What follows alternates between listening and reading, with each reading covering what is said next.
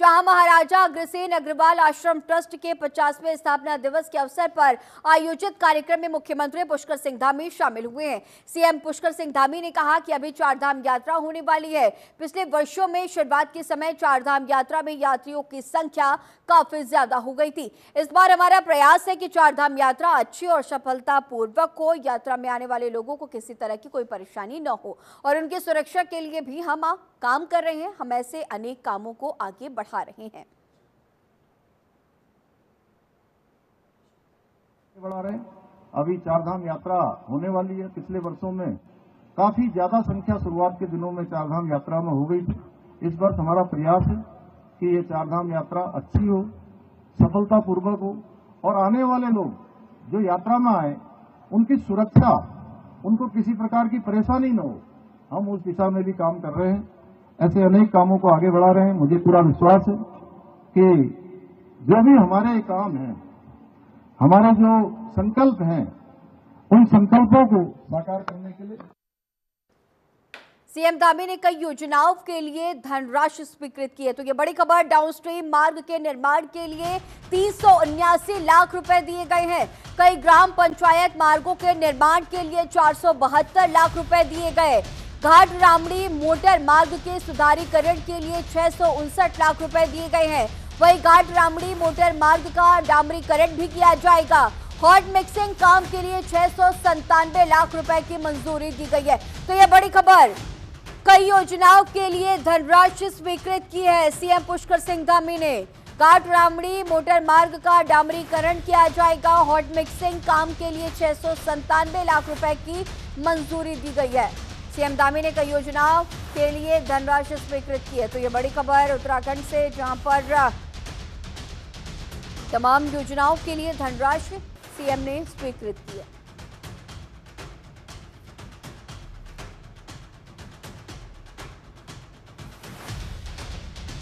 घाट रामड़ी motor मार्ग के सुधारीकरण के लिए 659 लाख रुपए। घाट रामड़ी मोटर मार्ग का डामरीकरण भी किया जाएगा। हॉट मिक्सिंग काम के लिए 697 लाख रुपए की मंजूरी। डाउनस्ट्रीम मार्ग के लिए भी इसी तरह से लाखों रुपए की मंजूरी दी गई है। सीएम धामी कई योजनाओं के लिए स्वीकृत धनराशि स्वीकृत करते हुए नजर आए। चलिए अब आगे बढ़ेंगे, जहां डॉक्टर भीमराव बाबा साहेब अंबेडकर की जयंती 14 अप्रैल को पर्व के रूप में मनाई जाती है। इस दिन को समानता दिवस और ज्ञान दिवस के रूप में भी मनाया जाता है। वहीं सूबे के मुखिया पुष्कर सिंह धामी ने कहा कि बीजेपी 20 से लेकर 25 अप्रैल तक बाबा साहेब का सम्मान समारोह पूरे प्रदेश में मनाया जाएगा। बाबा साहब का बहुत बड़ा योगदान संविधान बनाने में रहा। बाबा साहेब ने अनेकों चुनौतियों का सामना किया और देश को सामाजिक समरसता और एकता का मंत्र देने का काम किया। बाबा साहेब के सपने को प्रधानमंत्री नरेंद्र मोदी साकार करने का काम कर रहे हैं। अप्रैल से लेकर 25 अप्रैल तक लगातार डॉक्टर भीमराव डॉक्टर साहब के सम्मान समारोह पूरे प्रदेश के अंदर होने हैं। और अब चलिए आगे बढ़ेंगे, जहां उत्तराखंड वक्फ बोर्ड के अध्यक्ष शादाब शम्स रुड़की के पिरान कलियर पहुंचे, जहां उन्होंने साबिर पाक में की दरगाह में प्रधानमंत्री नरेंद्र मोदी द्वारा भेजी गई चादर पेश की और अमन चैन की दुआ मांगी। इस दौरान शादाब शम्स ने वक्फ एक्ट को लेकर विरोध कर रहे लोगों पर बड़ा बयान दिया। उन्होंने कहा कि ये कानून मुसलमानों के हित में है, डर फैलाने की कोई जरूरत नहीं है। शम्स ने भरोसा जताया कि इस कानून के जरिए वक्फ संपत्तियों का बेहतर प्रबंधन और मुस्लिम समाज का भला सुनिश्चित किया जा सकेगा। तो शादाब शम्स रुड़की पहुंचे। वक्फ बिल का विरोध करने वालों को वो कहीं ना कहीं समझाइश भी देते हुए इस दौरान नजर आ रहे हैं। साथ ही उन्होंने कहा कि मुसलमानों के हित में ये कानून है। पिरान कलियर भी शादाब शम्स पहुंचे हैं। दरगाह पर भी चादर चढ़ाते हुए शादाब शम्स नजर आ रहे हैं। साबिर पाक की दरगाह पर उन्होंने चादर चढ़ाई है।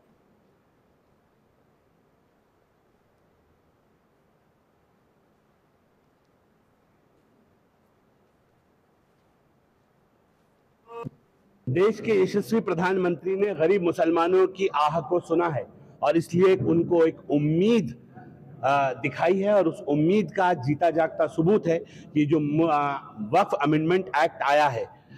वक्फ अमेंडमेंट एक्ट ये उम्मीदों, गरीब मुसलमानों को उम्मीद दिलाता है और साफ साफ ये दिख रहा है कि एक तरफ इस गरीब मुसलमान को उसका हक ना मिले उसके लिए विरोध कर रहे हैं, दूसरी तरफ वो मुसलमान हैं जो पसमानदा मुसलमान है, जो गरीब मुसलमान है, वो इसका पक्ष में खड़ा हो रहा है। आज जिस तरह से जो जोश मुझे दिखा, मैं दिल्ली से 10 दिन बाद आज वापस उत्तराखंड लौटा हूं, लगातार हमने इसके पक्ष में अपनी आवाज को उठाई है और मंगलौर का जो पसमानदा गरीब मुसलमान है वो जो के स्वागत कर रहा है। नारसन में जितना भव्य स्वागत हुआ, तमाम मुसलमान उभर के आ रहे हैं और कह रहे हैं न दूरी है न खाई है, मोदी हमारा भाई है। साफ साफ दिख रहा है इससे कि अब देश का जो मुस्लिम तबका है, जो गरीब तबका है, जो यतीम मिस्कीन बेवा बहनों का हक था, जो वक्फ मिलना चाहिए था उन्हें, उस वक्फ के ऊपर चंद अमीर लोग डाका डाल के बैठे थे। उन गरीबों को, उन अमीरों से हक लेकर उन गरीबों को देना, ये जिम्मेदारी, ये नई उम्मीद में दिखी है। ये जो वक्फ अमेंडमेंट एक्ट आया है जिसको हमने उम्मीद का नाम दिया है, मैं बड़ी जिम्मेदारी से इस बात को कह सकता हूं, जिनके पास, जिन्होंने वक्फ को लूटा है, जिन्होंने सदके ज़कात खैरात के माल को खाया है, अब उनसे वापस लिया जाएगा। ये गरीबों का हक है और गरीबों का, मजलूमों का हक उनको मोदी सरकार वापस देने जा रही है वक्फ बोर्ड के माध्यम से। जो भ्रम फैलाया जा रहा है, कह रहे हैं कि मस्जिदों को छीन लिया जाएगा, मदारिस को छीन लिया जाएगा, कब्रिस्तानों को छीन लिया, घबराने की जरूरत नहीं है। चमोली के सीमांत नगर ज्योतिर्मठ में बीजेपी के गांव चलो बस्ती चलो अभियान में युवाओं ने बढ़ चढ़कर हिस्सा लिया। कार्यक्रम में किशोर पवार मौजूद रहे, जबकि मंडल अध्यक्ष अमित सती की अध्यक्षता में ये जन जागरण अभियान बड़े स्तर पर चलाया जा रहा है। इस अभियान के तहत कार्यकर्ता घर घर संपर्क कर रहे हैं, मंदिर और सार्वजनिक स्थलों की सफाई कर स्वच्छता का संदेश दे रहे हैं। साथ ही मोदी सरकार के 11 और धामी सरकार की 8 सालों की उपलब्धियां लोगों से साझा भी कर। बीजेपी का यह खास अभियान आज तक सभी वार्डों में चल सकेगा।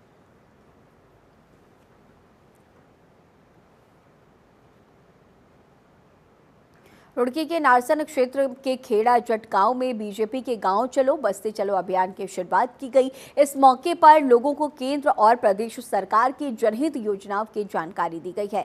कार्यक्रम में हरियाणा के पूर्व मंत्री और बीजेपी नेता करतार सिंह भड़ाना भी शामिल हुए। उन्होंने कहा कि बीजेपी सरकार लगातार किसानों और गरीबों के हित में काम कर रही है। उन्होंने मंगलौर क्षेत्र की समस्याओं को अच्छी तरह जानने की बात कही और उनके समाधान का भरोसा भी दिलाया। साथ ही गाँव के रुपए अपने निजी खर्चे से देने की घोषणा भी की गई है।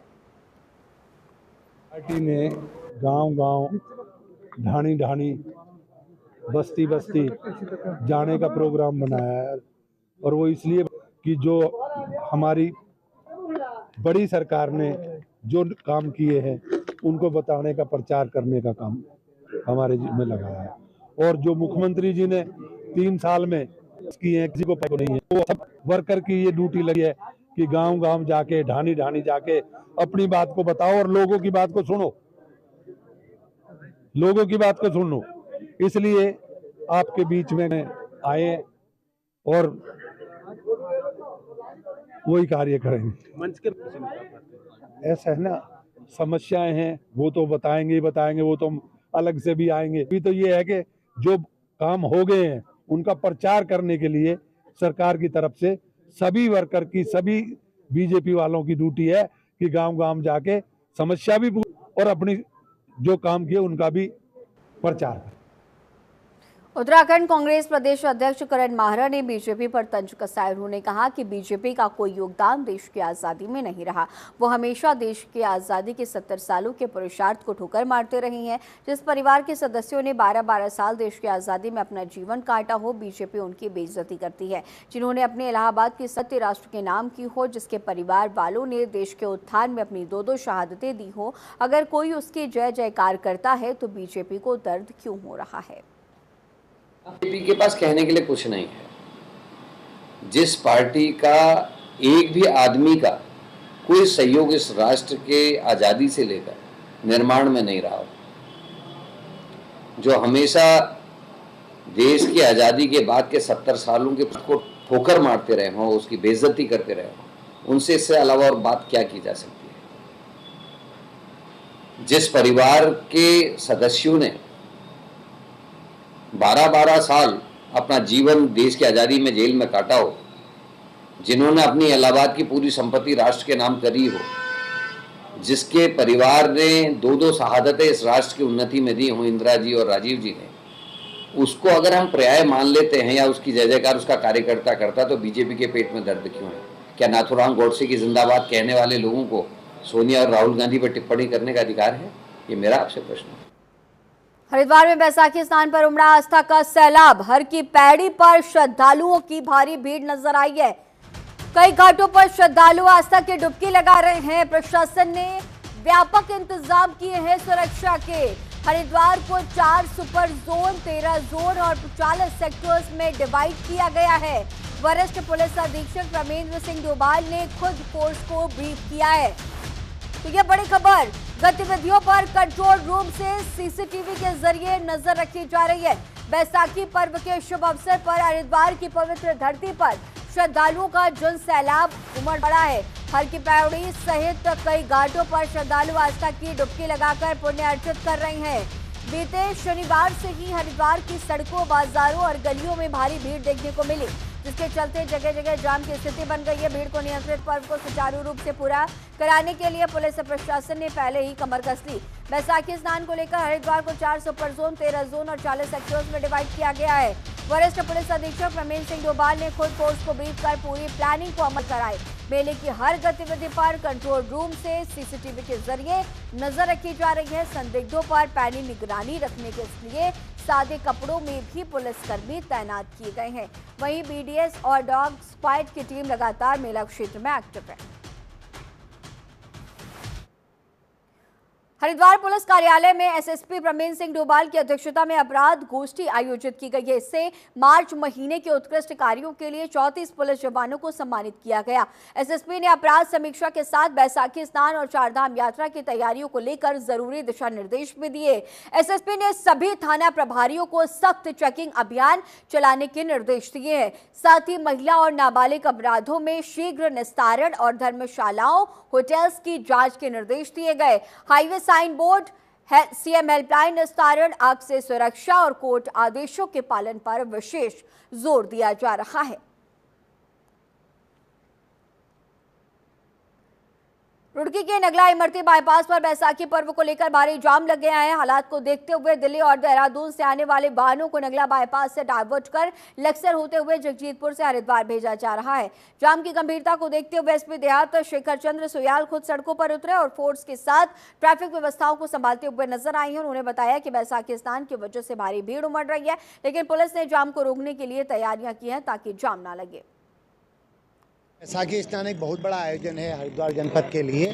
काफ़ी लाखों की संख्या में श्रद्धालु हरिद्वार आते हैं और बैसाखी के साथ वीकेंड भी इस बार पड़ा है, तो वीकेंड ऑलरेडी पिछले 1-8 महीने से हेक्टिक होता है। तो आज आप देख रहे होंगे शहर में काफ़ी इनफ्लो है ट्रैफिक का और इसलिए डाइवर्जन प्लान हमारा चला भी नगला इमरती में। आप देखिए पिछले 2 घंटे से लगातार डाइवर्जन चल रहा है, तो तैयारियां पूरी हैं। थोड़ा ट्रैफिक कई बार स्लो हो जा रहा आगे रोड में कंस्ट्रक्शन की वजह से, तो हम उसके लिए पूर्णतः हैं और एकदम इजीली स्मूथली ट्रैफिक रन कर रहा है।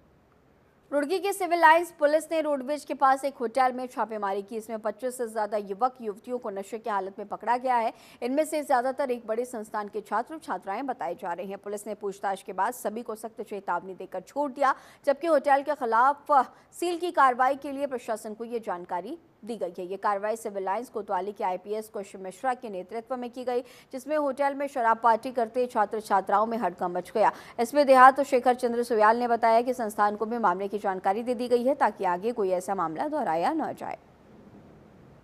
कल हमारे एसपी साहब कल नाइट विजिट में थे, तो उनका मानना था कि कहीं एक होटल में टाइम के बियॉन्ड जो एक टाइमिंग है लिकर परोसने की या सर्व करने की, उसके बियॉन्ड वहाँ पर वो लिकर सर्विंग वाली एक्टिविटी हो रही थी, तो उसमें उन्होंने उनका लीगल कार्रवाई और प्रशासनिक रिपोर्ट आगे प्रशासन को भेजी। चलिए अब आगे बढ़ेंगे, जहां हरिद्वार के अनेकी गांव में स्थित राजकीय प्राथमिक विद्यालय में बच्चों को खराब गुणवत्ता का खाना खिलाने का मामला सामने आया। वीडियो सोशल मीडिया पर वायरल होने के बाद बहादुराबाद खंड शिक्षा अधिकारी ने प्राथमिक विद्यालय का औचक निरीक्षण किया था। निरीक्षण के दौरान अधिकारियों ने स्कूली बच्चों को खराब गुणवत्ता का खाना परोसा जाना पाया था। साथ ही विद्यालय परिसर में हर तरफ गंदगी भी फैली हुई मिली थी। विद्यालय के शौचालय भी गंदगी से भरे हुए थे। निरीक्षण के दौरान कई तरह की अनियमितताएं मिलने पर शिक्षा अधिकारी ने स्कूल के प्रिंसिपल रीति चौहान को पद से हटा दिया है और नोटिस देकर स्पष्टीकरण मांगा है।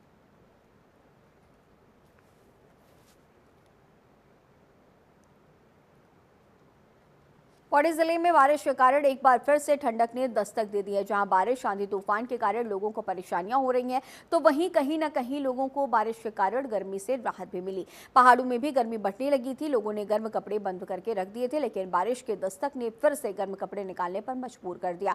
चौबट्टा खाल विधानसभा क्षेत्र वेदीखाल और पोखरा के बीच घनिया खाल में जमकर बर्फबारी हुई है। इससे पहाड़ फिर से चमकने लगे, वातावरण से धूल और उमस गायब हो गई और मौसम ठंडा हो गया। वहीं सामाजिक कार्यकर्ता अर्चना गुसाई ने बताया कि भीषण गर्मी बढ़ चुकी है, लेकिन अब बारिश के कारण फिर से मौसम खुशनुमा हो गया है। तो बारिश के कारण मौसम एक बार फिर से खुशनुमा हुआ, लोगों ने एक बार फिर से गर्म कपड़े निकाले हैं। कई जगहों पर बर्फबारी देखी गई, तस्वीरें भी देखी आपकी टीवी स्क्रीन पर, जहां चौबट्टा खाल और पोखरा के बीच भारी बर्फबारी हुई है। इस दौरान एक बार लोगों ने फिर से अपने गर्म कपड़े निकाल लिए हैं। हल्द्वानी में सड़क चौड़ीकरण को लेकर जिला प्रशासन को कड़ी मशक्कत करनी पड़ रही है। प्रशासन ने जिन जगहों पर निशाना लगाया था, उनमें से कुछ दुकानदारों ने अतिक्रमण नहीं हटाया था। इसको लेकर अपर जिला अधिकारी ने संबंधित दुकानदारों को 1 हफ्ते के अंदर अतिक्रमण हटाने के निर्देश दिए। अपर जिलाधिकारी विवेक राय ने बताया कि अतिक्रमण को चिन्हीकरण किया गया था, इसमें से ज्यादातर अतिक्रमण हट गए हैं। बचा हुआ अतिक्रमण 1 हफ्ते में हटा दिया जाएगा। तो अतिक्रमण हटाने की तैयारियां और 1 हफ्ते में अतिक्रमण हटाने के निर्देश दिए गए हैं।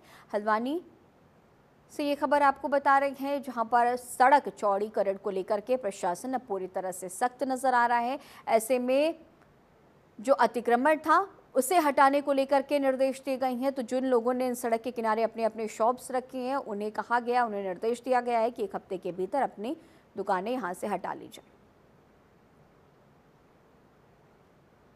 अल्मोड़ा जिले के पर्यटन नगरी रानीखेत विधानसभा में वनाग्नि की रोकथाम के लिए वन विभाग के अधिकारियों ने एक गोष्ठी का आयोजन किया। इसमें स्थानीय ग्रामीण, सरपंच और स्वयं सहायता समूह की महिलाओं ने हिस्सा लिया। गोष्ठी में सभी ने अपने अपने विचार रखे। सरपंचों ने चीड़ के पेड़ों को जंगलों में आग लगने का मुख्य कारण बताया। उन्होंने चीड़ के पेड़ों को काटने की परमिशन देने को कहा। वहीं स्वयं सहायता समूह की महिलाओं ने सभी से जंगलों की आग से निपटने के तरीके बताए और जंगली जानवरों से खेती में हो रहे नुकसान को चिंताजनक बताया है। बताना चाहता हूँ कि रानीखेत वन क्षेत्र में पिछले 2 महीने से वनाग्नि में जो भी कार्य किए जा रहे हैं, इसका भी चीफ सर द्वारा विजिट किया गया था और उन्होंने काफ़ी सराहना की, लोगों की भी बहुत तारीफ की और जनसहभागिता पे बहुत जोर दिया है। तो इसी के चलते हमने रानीखेत वन क्षेत्र के जो भी वन पंचायतों के सरपंच हैं, महिला मंगल दल हैं, युवक हैं और अन्य जो भी लोग हमसे जुड़कर यहाँ पे वनाग्नि में हमारी मदद करना चाहते हैं, उनके गोष्ठी का आयोजन किया गया है। और इसके माध्यम से हम लोगों से जनसहभागिता की अपील करेंगे। उत्तराखंड फॉरेस्ट फायर की वो लोग ऐप डाउनलोड करें, हमें जल्दी जल्दी सूचना दें, हमारी मदद करें और हम कोशिश करेंगे कि अगले 2 महीने जो भी फायर में जितनी भी घटनाएं होती हैं, उनको हम त्वरित कार्रवाई करते हुए रोक सकें और जो भी लोग असामाजिक तत्व या अराजक तत्व ऐसे काम कर रहे हैं और आग को बढ़ावा देने की कोशिश कर रहे हैं, उनको चिन्हित कर उनके खिलाफ कठोर कार्रवाई कर सकें। मुख्यमंत्री पुष्कर सिंह धामी के निर्देशन में चारधाम यात्रा की तैयारियां जोरों शोरों से चल रही हैं। इसी क्रम में रुद्रप्रयाग जिले में पशुपालन विभाग ने भी अपनी तैयारियां तेज कर दी। इस बार यात्रा में शामिल होने वाले घोड़ों और खच्चरों के स्वास्थ्य को प्राथमिकता दी गई है और इसके लिए विभाग ने खास कदम उठाए हैं। यात्रा के लिए घोड़ों और खच्चरों को पंजीकृत करने से पहले उनकी इक्वाइन इन्फ्लुएंजा और ग्लैंडर्स जैसी संक्रामक बीमारियों की जाँच अनिवार्य की गई है। केवल नकारात्मक जाँच रिपोर्ट आने वाले घोड़ों और खच्चरों को ही यात्रा के लिए फिट माना जाएगा। अगर कोई पशु बीमार पाया जाता है तो उसे तत्काल क्वारंटीन किया जाएगा। हमारे 8000 घोड़े खच्चर वहाँ पे चलते हैं। इस बार ये व्यवस्था की गई है कि जो भी घोड़े खच्चर वहाँ पे जाएंगे, उनका रजिस्ट्रेशन से पहले उनका जो है सीरम सैंपल लिया जाएगा और उसकी जो ग्लैंडर्स और इक्वाइन इन्फ्लुएंजा की उसकी जांच की जाएगी। यदि उस जांच में वो निगेटिव आते हैं, उन्हीं घोड़े खच्चर मालिकों का जो घोड़े खच्चरों का वहाँ पर रजिस्ट्रेशन किया जाएगा और उनको फिटनेस दिया जाएगा, जिससे कि वो यदि वो किसी बीमारी से ग्रसित होंगे तो पहले से हम उसको क्वारंटाइन करके घर में आइसोलेट कर देंगे। थोड़ा सा निर्धारित ये कर दिया कि वो जो है सिर्फ 1 चक्कर वहाँ लगाएंगे, उसके अलावा दूसरा चक्कर नहीं लगाएंगे। दूसरा जो है उनको यदि कहीं पर कोई कुछ बीमार घोड़े लगते हैं तो उनके क्वारंटाइन के लिए हम लोग व्यवस्था कर रहे हैं कि हम उनको अलग से जो है वहाँ पर क्वारंटाइन कर लेंगे, जिससे कोई बीमारी भी होती है तो वो बीमारी और घोड़े खच्चरों को न फैले।